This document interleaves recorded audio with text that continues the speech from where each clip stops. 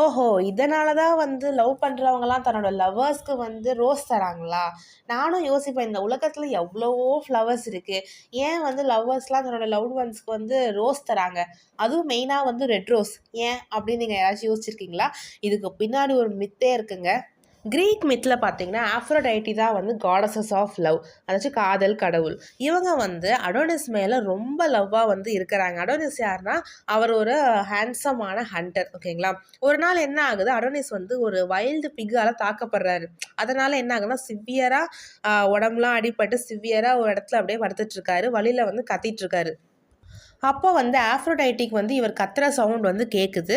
So அடோனிஸை save பண்ணுறதுக்காக அவங்க ஓடி வராங்க. அப்போ ஓடி வரும்போது என்ன ஆகுதுன்னா கீழே பார்த்தீங்கன்னா ஒயிட் ரோஸ் புஷ்ஷஸ்லாம் இருக்குது, ஓகேங்களா. ஸோ அப்போ ஓடி வரும்போது அவங்க கால் வந்து அந்த முள்ளில் வந்து மாட்டிட்டு அதில் பிளட் வந்து வந்திருக்கு. அந்த பிளட் வந்து அந்த ஒயிட் பெட்டல்ஸ் மேலே பட்டு அந்த ஒயிட் பெட்டல்ஸ் வந்து ரெட்டாக மாறி இருக்கு. ஸோ அந்த கீழே இருக்க சில ஒயிட் ரோசஸ்லாம் வந்து ரெட்டாக வந்து மாறி ரெட் ரோஸாக மாறி இருக்கு அவங்க பிளட் பட்டு. அப்புறம் ஆஃப்ரோடைட்டி வந்து அடோனிஸை ரீச் பண்ணுறாங்க. அப்போ அடோனிஸும் வந்து பார்த்தீங்கன்னா ஆஃப்ரோடைட்டியோட ஆர்ம்லேயே வந்து இறந்துடுறாரு. ஸோ இதுதான் கைஸ் அந்த மித்து வந்து. ஸோ இதில் வந்து என்னன்னு பார்த்தீங்கன்னா ஆஃப்ரோடைட்டி வந்து காடஸஸ் ஆஃப் லவ். ஸோ அவங்க கிரியேட் பண்ணது தான் பார்த்தீங்கன்னா அந்த ரெட் ரோஸ். ஸோ அது மூலிமா வந்து வந்திருக்கு அப்படின்னு ஒரு மித்து வந்து இருக்குது.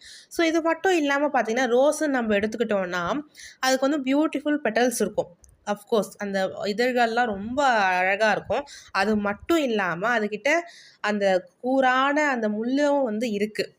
ஸோ லவ் அப்படின்னு நம்ம எடுத்துக்கிட்டோம் அப்படின்னா பியூட்டி மட்டும் அதில் இருக்காது, பெயினும் இருக்க தான் செய்யும். அந்த ரோஸ் ஃப்ளார் மாதிரி அந்த பெட்டல்ஸ் எவ்வளோ அழகாக இருக்குது, அதே சமயம் வந்து ரோஸ் கிட்ட அந்த முள்ளும் வந்து ஷார்ப்பான முள்ளும் வந்து இருக்க தானே செய்யுது. அதே மாதிரி தான் லவ்வும், பியூட்டி அண்ட் பெயின் ரெண்டும் சேர்ந்தது தான் லவ் அப்படின்னு வந்து ரோஸை வச்சு சொல்லுவாங்க. அதே சமயம் இந்த பியூட்டி அண்ட் பெயின் நம்ம எந்த ஸ்டோரியோட கனெக்ட் பண்ணலான்னா நம்ம ஸ்டோரி ஆஃப் ஆஃப்ரோடைட்டி அண்ட் அடோனிஸ், இவங்க ஸ்டோரி மாதிரி பியூட்டியும் இருக்கும் பெயினும் இருக்கும், அதை வச்சும் நம்ம வந்து சொல்லுவாங்க. ஸோ இதனால தான் நம்ம ரெட் ரோஸை வந்து சிம்பிள் ஆஃப் அன்கண்டிஷ்னல் லவ்னு சொல்கிறோம். ஸோ இதனால தான் பார்த்தீங்கன்னா நம்ம லவ்டு ஒன்ஸ்க்கு வந்து மற்ற ஃப்ளவர்ஸ்லாம் கொடுக்காம ரெட் ரோஸை வந்து கொடுக்குறோம் ஸ்பெஷலாக. ஸோ இட் ரிமைன்ஸ், இது ரெட் ரோஸை கொடுக்கறதால என்ன நம்ம சொல்ல வரணும் அப்படின்னா unconditional love, everlasting love, என் லவ் எப்பயுமே இருக்கும் அப்படின்னு சொல்கிற ஒரு சிம்பிளாக தான் அந்த ரோஸை வந்து நம்ம வந்து பயன்படுத்துகிறோம். So okay guys, happy rose டே. உங்கள் லவ்ட் ஒன்ஸ்க்கு ரெட் ரோஸ் கொடுங்க. எதுக்கு ரெட் ரோஸ் கொடுக்குறோம் அந்த ரீசனை தெரிஞ்சுக்கிட்டு இந்த வாட்டி கொடுங்க. ஓகே கைஸ், தேங்க்ஸ் ஃபார் வாட்சிங்.